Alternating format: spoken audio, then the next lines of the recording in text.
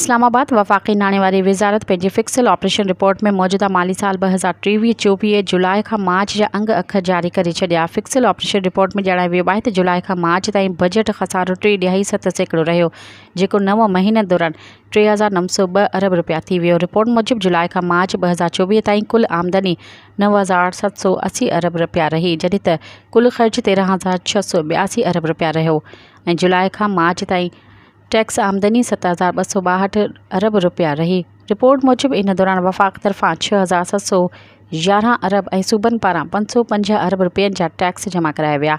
9 महीननि दौरान non tax आमदनी 2,517 अरब रुपया रही, जॾहिं त जारी ख़र्चनि जी मद में 12,333 अरब रुपया ख़र्च कया विया। मज़ीद ख़बरनि ऐं तफ़सीलात लाइ विज़िट कयो असांजी वेबसाइट www.awamiNewsHD.com ऐं ॾिसंदा रहो अवामी न्यूज़ HD।